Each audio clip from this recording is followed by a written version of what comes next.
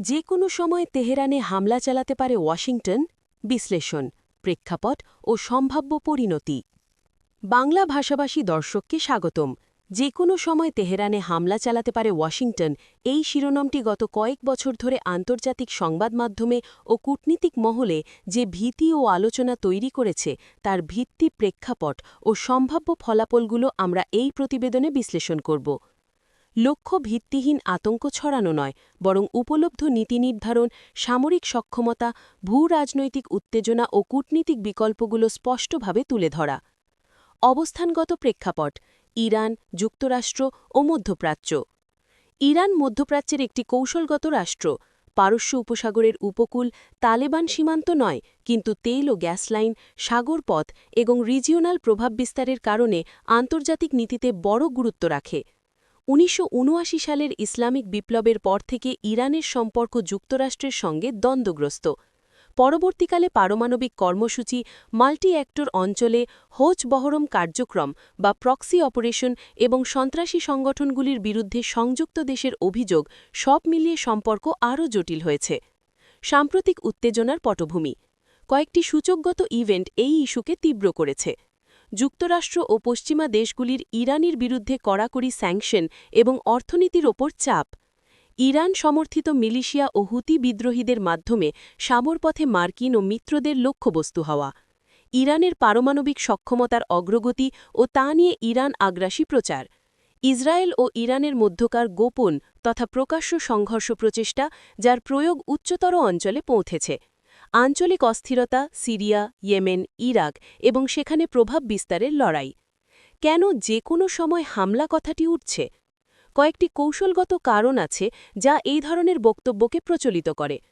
কৌশলগত বিবেচনা: যুক্তরাষ্ট্রের কোনো প্রশাসন তাৎক্ষণিকভাবে ইরানের পারমাণবিক প্রোগ্রামকে প্রতিহত করতে চাইলে বিমান ও ক্ষেপণাস্ত্র ব্যবহার করে নির্দিষ্ট সময়েই অভিযান শুরু করা যায়।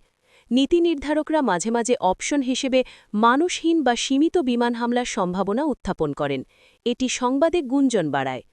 কূটনীতিক চাপ সৃষ্টি: হুমকি প্রদর্শন কূটনীতিক কৌশল, সংশ্লিষ্ট পক্ষকে আলোচনায় বসাতে বা আলোচনা সিরিয়ায় সুবিধা লাভের প্রচেষ্টা। বারবার সংঘর্ষমূলক ঘটনায় উত্তেজনা বাড়লে অপারেশনাল কর্মতৎপরতা বাস্তবতাকে ছোঁয়ায়, বিশেষত যদি অবিলম্বে সাড়া দিতে হয় কোনো আক্রমণের পরে।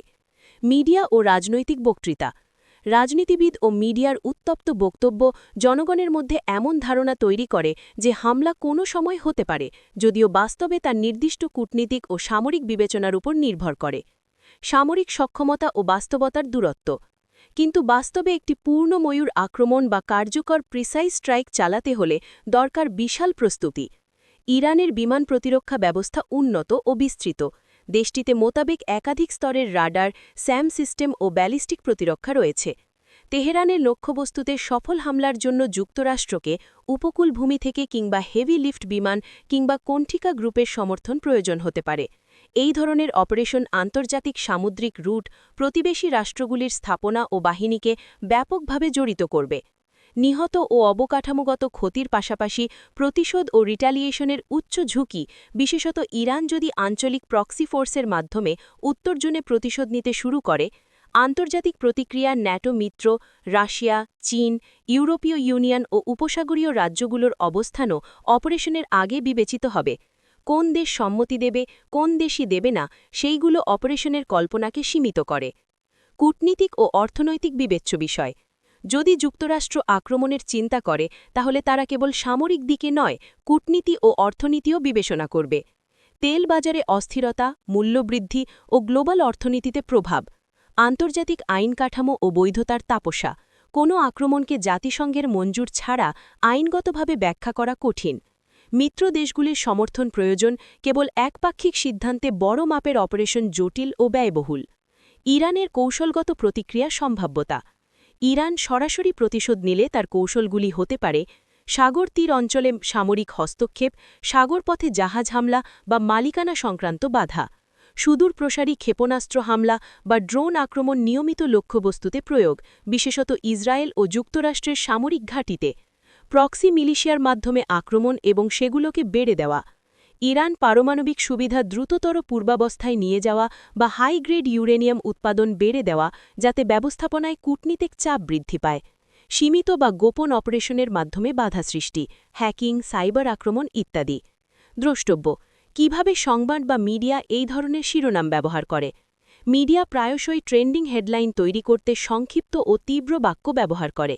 যে কোনো সময় হামলা ধাঁচের শিরোনাম দর্শকের মনোযোগ আকর্ষণ করে, কিন্তু এটি প্রায়শই কূটনীতিক, সামরিক ও অর্থনৈতিক জটিলতা উপেক্ষা করে।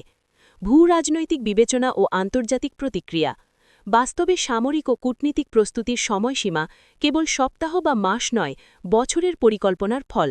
ট্রাম্প, বিডেন বা অন্য যে প্রশাসনই হোক, দ্রুত সিদ্ধান্তের আওতায় দক্ষিণবঙ্গের বড় অপারেশনগুলো হয় না, কিন্তু এমার্জেন্সি পরিস্থিতিতে কোনো স্থানে সীমিত হানা করা যেতে পারে। তাই প্রধান দুইটি বিষয় মনে রাখা প্রয়োজন: ভূ-রাজনৈতিক বিবেচনা ও আন্তর্জাতিক প্রতিক্রিয়া, বাস্তবে সামরিক ও কূটনীতিক প্রস্তুতির সময়সীমা। চারিত্রায়িত সম্ভাব্য চিত্র: তিনটি বাস্তবসম্মত চিত্র অঙ্কন করছি যাতে বুঝতে সুবিধা হয়। সীমিত প্রতিফলন, লক্ষ্যভিত্তিক স্ট্রাইক। স্থিতি: যুক্তরাষ্ট্র কোনো নির্দিষ্ট পারমাণবিক সুবিধা বা ক্ষেপণাস্ত্র মজুতের জায়গা লক্ষ্য করে সীমিত হামলা চালায়। ফলাফল: অবিকল ক্ষতি সংঘটিত হলেও ইরান দ্রুত প্রতিশোধে প্রক্সি মিডিয়ার মাধ্যমে আক্রমণ শুরু করে। মধ্যপ্রাচ্যে উত্তেজনা বৃদ্ধি পায়, আন্তর্জাতিক তেল বাজার ক্ষতিগ্রস্ত হয়। ব্যাপক সার্জিক্যাল অপারেশন। স্থিতি: যুক্তরাষ্ট্র ও মিত্ররা পরিকল্পিত হামলা চালায়, বেশ কিছু কৌশলগত লক্ষ্য ধ্বংস করা হয়। ফলাফল: ইরান অধিকতর তীব্র প্রতিশোধে নামে, সম্ভবত সমুদ্রপথে জাহাজ লক্ষ্যভিত্তিক হামলা, ইসরায়েলে ক্ষেপণাস্ত্র আঘাত। আঞ্চলিক যুদ্ধের ঝুঁকি প্রকট হয়ে ওঠে, বৈশ্বিক অর্থনীতিতে বড় ধাক্কা আসে, কূটনীতিক একতাবদ্ধতার অভাব জনদুর্ভাগ্য বাড়ায়। একচেটিয়া রক্ষণশীল কূটনীতিক চাপ, আক্রমণ নয়। স্থিতি: হুমকি ও কড়া সংকেতের মাধ্যমেই ইরানকে আলোচনায় বসানো হয়, মিত্র কয়েকটি সুপখে রাখা হয়। ফলাফল: কূটনীতিক চুক্তি বা আলোচনা শুরু হতে পারে, অবিলম্বে সংকট সরেনি, কিন্তু উত্তেজনা ধীরে ধীরে নেমে আসতে পারে। অর্থনৈতিক ও কূটনীতিক প্রতিক্রিয়া নিয়ন্ত্রিত রাখা সম্ভব। বিশ্লেষণ: কে কি চান, কেন ও কবে। যুক্তরাষ্ট্রের উদ্দেশ্য সাধারণত ইরানের পারমাণবিক সামর্থ্যকে সীমিত করা, অঞ্চলীয় আগ্রাসন রোধ করা এবং মিত্রদের সুরক্ষা নিশ্চিত করা। তবে চালক শক্তি, প্রেশার গ্রুপ, কংগ্রেস, মিত্ররাজ্য ও জাতিসংঘ সব মিলে সিদ্ধান্ত প্রভাবিত করে। ইরানের উদ্দেশ্য স্বদেশীয় নিরাপত্তা, প্রতিরক্ষা শক্তি বজায় রাখা এবং অঞ্চলে প্রভাব ধরে রাখা। তারা কূটনীতিক বিচরণ ও স্থানীয় বাহিনী ব্যবহার করে প্রতিরোধ গড়ে তোলে। কবে? কোনো নির্দিষ্ট কবে বলা কঠিন। অপারেশন শুরু হয় তখনই যখন নীতি নির্ধারকরা মনে করবে আক্রমণ না করলে অগ্রাহ্য ঝুঁকি বাড়বে, অথবা যখন প্রতিশোধের বিকল্পগুলো কমে যাবে। যে কোনো সময় তেহরানে হামলা চালাতে পারে ওয়াশিংটন, এমন শিরোনাম উদ্বেগ জন্মাতে পারে, কিন্তু বাস্তবে সিদ্ধান্ত নেওয়া হয় কূটনীতিক, সামরিক ও অর্থনৈতিক বিবেচনার ভিত্তিতে।